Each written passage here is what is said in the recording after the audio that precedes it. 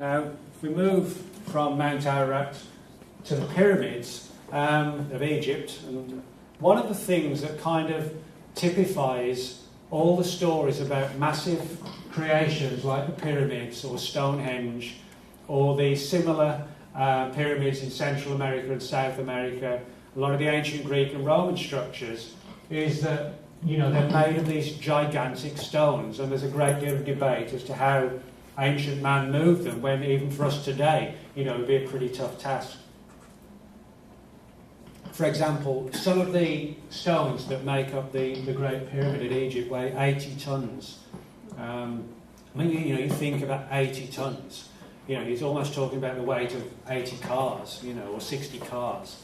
And what we know about the stones is that they were actually quarried at a quarry roughly 500 miles from where they stand.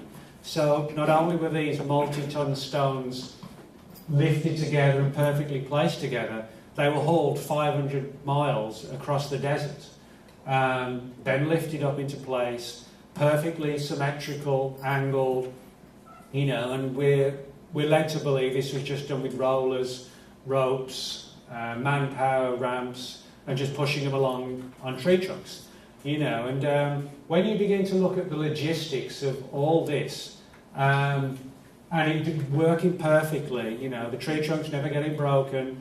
And bear in mind, we're not talking about a nice flat surface like pushing the stones along I-35.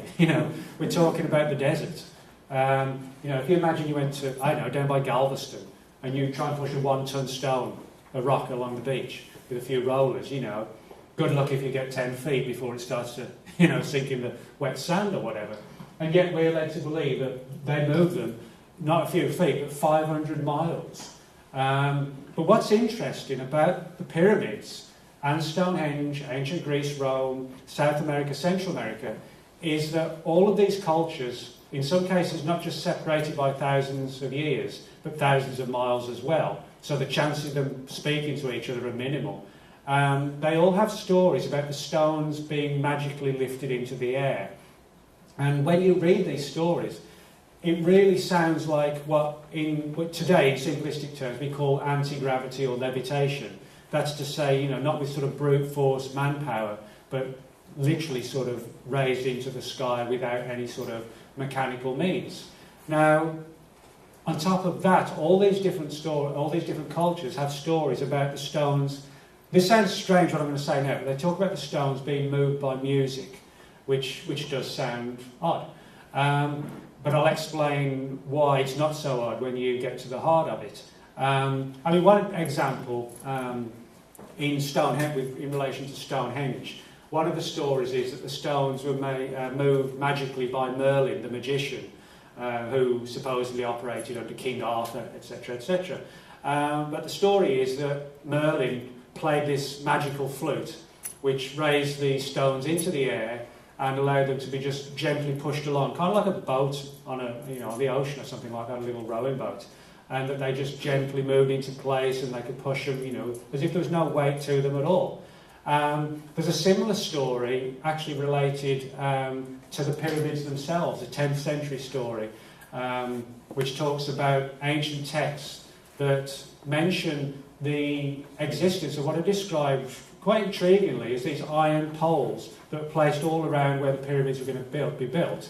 And it talks about these stones just floating throughout these iron alleyways, if you like, which sounds like, again, some sort of technology used where they were pushing the stones through these alleyways of iron posts. And there's no description of beyond calling them sort of iron posts or metal posts. So we don't really know what they were, but there is like a suggestion there of technology. And with some of the South American ones, there are legends about how the stones there were moved, what was called a race of dwarfs, using magical music. And again, so we have all these stories about things being constructed to music, basically. So, the question is, well, what could that be? And one of the answers is what's called acoustic levitation, which is something that the military is actually researching right now.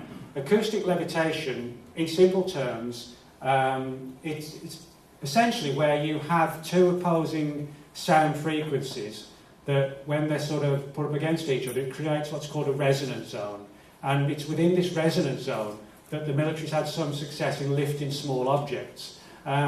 It's kind of like, if you imagine if you're at a concert and you feel that thump from the speaker, well, highly concentrated and directed sound waves against each other create this resonance zone where they've had success in actually lifting, as I said, objects within this zone.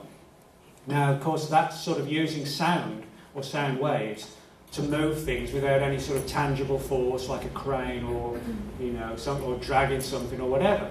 So, in that sense, it sounds like that may be what we're talking about. And of course, if you look at, for example, one of the most famous biblical stories, the tumbling down of the walls of Jericho, they weren't knocked down by brute force, they're brought down supposedly by trumpets, so again, they're brought down by sound. So that's kind of the other aspect, if you like, is the idea of using this technology not to build things, but as a weapon. And this seems to be what was being done in terms of the military's interest in this. And this is something that I never expected to find, was actually government files, Pentagon files, looking at the issues of how the pyramids were built. That's sort of one of the most bizarre things you can imagine your tax dollars being spent on, That's something you think of every day, that there are people sitting around in think tank type bodies in the Pentagon wondering how they moved those stones 3,000-4,000 years ago, or even longer. But nevertheless, that is what was going on. And again, the more you read the files, it's clear this was being done to see if they could, if this was the secret to how the pyramids and all these other massive structures were built. The idea was, well, can we weaponize it? Can we sort of redeploy it as something on the battlefield? Where we could project sort of sonic weaponry at the enemy. But it all gets a little bit sort of disturbing, because one of the things that the Pentagon did was to research very, very deeply the work of a man named Morris Jessup. Morris Jessup was somebody who became fascinated by UFOs in the late 1940s. And in 1955, he wrote a book called The Case for the UFO. And this was a book that delved into his deep interest in UFOs, but he was also someone who was sort of massively interested in things like the pyramids and ancient structures. And he travelled extensively to South America, Central America and Mexico, and to see these structures for himself. He was someone who felt, well, if I'm going to write about it, I need to see it firsthand. And he came back fully believing that really the only way these gigantic multi-ton stones could be moved was via levitation, and he felt it would have to have been done by ancient astronauts. And so he wrote all about this in his book, The Case for the UFO. Well, it so happened that a copy of the book was sent anonymously to the Navy just after it was published, and it had all these weird writings inside it from this guy who was talking about levitation and ancient civilizations. And because when he got to the Navy, well, they wanted to know, well, who is this, who's wrote the book first, who is this guy, and who is it that's put all these scribblings in and sent a copy anonymously to us. So they phoned Morris Jessup, the author, and invited him to come out to the Pentagon to discuss the theories in his book, which, it's not sort of the thing you get to expect to see every day. You write a book and then the Navy phones you up and, invites you out to be grilled within the Pentagon, if you like. But that's exactly what happened. And Morris Jessup was kind of like a nervous guy to start with, and I think when he got this phone call from the Navy, that sort of amped up his stress levels even more. But he went out there and they said, well, we're interested in what you're saying about the pyramids being built by levitation, but we've been sent this copy of your book with all these different notes in there. And some of these notes alluding to secret US Navy projects trying to make battleships invisible to radar and possibly even literally invisible as well. And Jessup got very, very worried, that he was just someone interested in UFOs, and now the Navy was on his back, and somebody was talking about secret experiments that they shouldn't have been speaking about. And so the Navy ran off 25 copies of Jessup's book. Bear in mind, this was long before photocopiers existed, where you could just turn it up page by page. They had to use like a very long-winded process. They've actually used a company in Garland called the Varro Corporation to print these 25 copies of the book. I'm not sure if it still exists there, but it was based in Garland for years. And So the Navy had all these copies of the book, and yeah. They're all closed to the museum. It's closed now. Oh, okay. But they printed off the copies of the book for the Navy, and interestingly enough, if you try and ask the Navy now, can we get a copy of it, they say, oh well, they've all been lost, which is kind of, convenient, I guess. But Jessup never sort of really got over this meeting, and he became deeply, deeply paranoid that he was being watched. And, people would say, well, that was just paranoia, but I guess if you've been interrogated by the military over a book you wrote, you probably do have a right to feel a bit paranoid. But it all got sort of really disturbing when he was actually found dead in a Florida park in 1959. There was like a hose pipe going from the exhaust of the car through the window, and he was dead from carbon monoxide poisoning. And a lot of theories that it wasn't suicide. For example, actually one day before he died, he telephoned a colleague of his very excitedly, Dr. Manson Valentine, who was interested in the same things, and said, I made a major breakthrough, can we meet tomorrow? And of course the meeting never went ahead, he was found dead. That doesn't sound like the words of somebody who was on the verge of committing suicide, if you like. I mean, granted, we can never really know what goes through anybody's head at any time, but it doesn't sound like he was planning on doing that.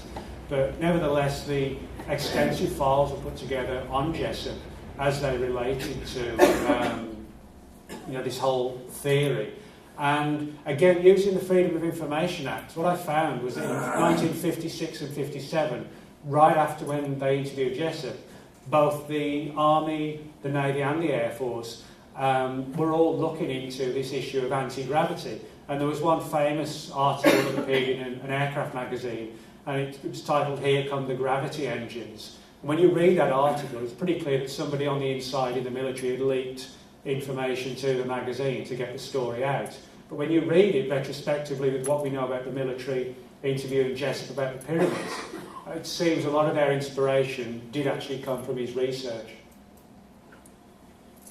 That's a picture of the Pentagon. That's actually where Maurice Jessup was taken. And I don't know the building or exactly where he was, but I mean, the Navy today actually doesn't deny that they interviewed him, but their story is that, the guys who interviewed him were just people who were interested in UFOs, and so whatever they do in their free time after work, we don't care as long as it doesn't impact on their naval work. If they want to research UFOs after 5 o'clock at night, that's their business.